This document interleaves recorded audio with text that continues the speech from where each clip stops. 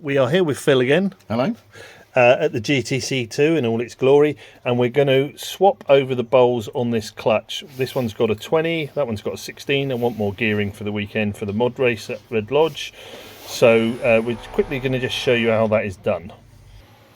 So ideally you want some circlip pliers, but how many times have you found yourself at a racetrack going, I'll just reach for my circlip pliers? Some of you who are organised are watching this going, every time I'm there.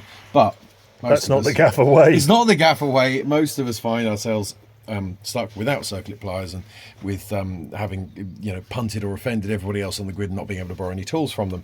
So a good thing to have in your box is a little flathead screwdriver, because these circlips that hold these bowls on have got a little indent there, a little bit of relief, and you can just hook your flathead in there and pop it off like so. There's a friction washer there. It's important to keep that safe. That goes under the circlip, and then it should be the case that the insides of the clutch come out relatively easily. Sometimes they require a little bit of persuasion. If that is the case, a good thing to do is find a socket that goes down in between the roller bearings like that. Oh, sorry, I missed that because I was busy pointing at the hammer. Oh, the hammer, yes. In anticipation. This little fella is going to get used. He's going to get used. He's going to get used. We do have his big brother here for extreme circumstances, but this is for more delicate surgery. So you've got some needle roller bearings in there, and sometimes because of the way that the shaft and the needle rollers wear, they get a little bit stuck halfway out like this.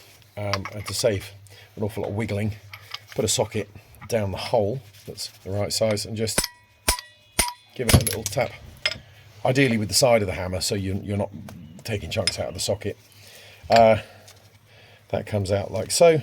Just check it for damage. Sometimes these hubs, like the core of the clutch, can crack if they overheat. It's worth checking at the end of summer race days if you're pulling a lot of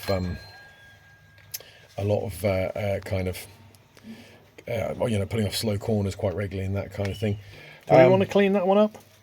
I wouldn't say necessarily. I mean, generally, as soon as you pull away, I mean, you can clean this out with a little bit of carb, emery or something, a brake cleaner, that kind of thing, or emery perhaps. But generally, as soon as you pull away, the friction from the clutch shoes is going to, clean that all up anyway.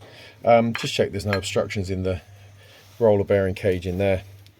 It's clear. It's clear.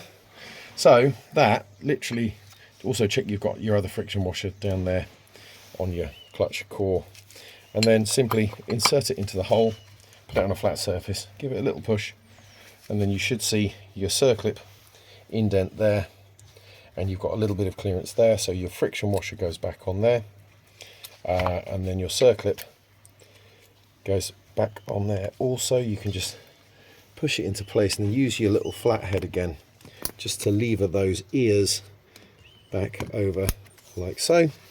And that can go at any place on that shaft, yeah?